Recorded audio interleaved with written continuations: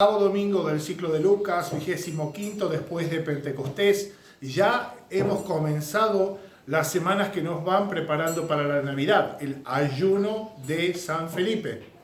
Así llamamos a estas 6 semanas en las que nos preparamos para la Santa Natividad del Señor. Y justamente hoy la Iglesia nos pone el Evangelio tan conocido por una parte y tan poco comprendido por otra, que es el del buen samaritano. El buen samaritano. Viene un doctor, un maestro de la ley, y le pregunta a Jesús algo que, él tendría que saber. ¿Cómo he de hacer, qué he de hacer para heredar la vida eterna? La gran pregunta nuestra no es qué tengo que pensar, qué me tengo que imaginar, sino qué tengo que hacer. Esta es la pregunta que corresponde a la fe. La fe no solamente es algo que se tiene, sino también algo que nos tiene. La fe termina siendo una realidad objetiva que nos ubica en la vida, nos ubica frente a Dios, nos ubica frente al prójimo. Y es aquí donde viene la cosa. Hay que cumplir los mandamientos. Esto lo conozco. Bueno, entonces, ¿quién es mi prójimo? ¿Quién es el prójimo? Y aquí el Señor contesta algo que da totalmente vuelta a la cuestión. Tan difícil que es muy difícil asimilar para nuestra mente que el prójimo somos nosotros y no el otro. Que uno aparece en escena a los ojos de Dios cuando uno se acerca a la necesidad del otro. Aquí tenemos primero 2 personas, un sacerdote y un levita, que venían de cumplir sus obligaciones en Jerusalén. Marchaban de Jerusalén a Jericó. En efecto, los sacerdotes de la orden de Leví, de Aarón, los sacerdotes del orden de Aarón, el sacerdote judío, tenía que cumplir en aquel entonces por turno su servicio en el templo de Jerusalén. Si venía de Jerusalén hacia Jericó era porque venía de hacer su servicio, su semana de servicio. Lo mismo el levita, que tenían obligaciones con respecto al culto del templo y lo que sigue. Eran personas comprometidas desde un punto de vista, tenían un lugar muy definido en el pueblo de Dios,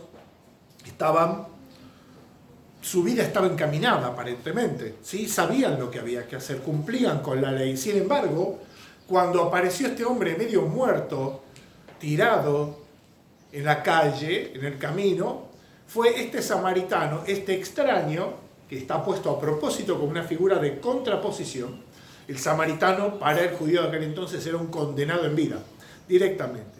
A tal punto que cuando el maestro de la ley responde quién tuvo misericordia de él, cuando señala al samaritano, ¿quién fue? Dice, el que actuó como prójimo fue el que tuvo misericordia. Ni siquiera se atreve a decir la palabra samaritano y misericordia en una sola frase.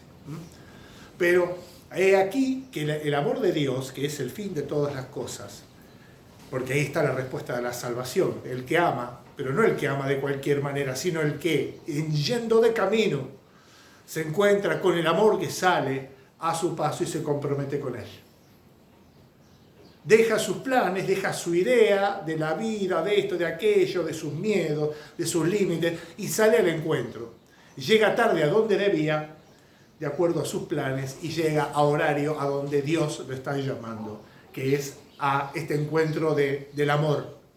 Y esto no es un reemplazar la Eucaristía por el prójimo, no es un pensamiento, digamos así, horizontalista ni humanista, como muchas veces vemos hoy día, un soslayo de Cristo, de la figura de Cristo y de la persona y de sus exigencias, inclusive dentro de la Iglesia.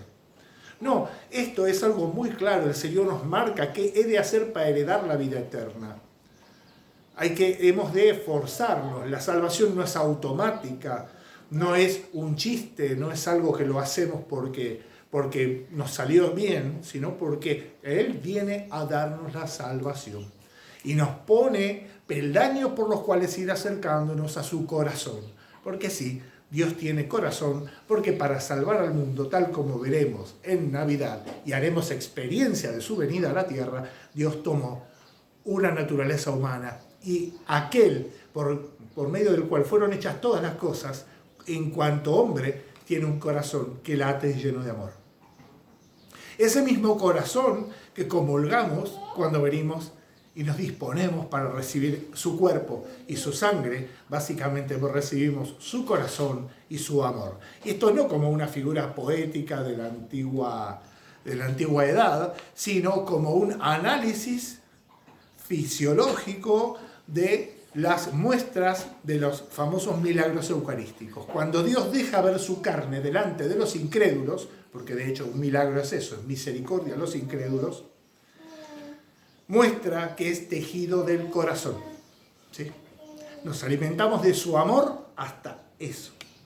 Y esto, lo cual es una invitación al compromiso a nosotros, de salir de nosotros mismos, de pegar un salto a los brazos del Señor, de confianza, porque Él viene para darnos salvación abundante, vida eterna a nosotros y sobre todo cuando nosotros entramos dentro de la vida del otro, como actor secundario, a dar una mano, a estar a disposición para alcanzar a aquel, ¿sí?, en el otro, en el cuerpo del otro, abrazar en el prójimo y vendando sus heridas, el ser vendado y curado por el médico que nos dice, ve y haz tú lo mismo.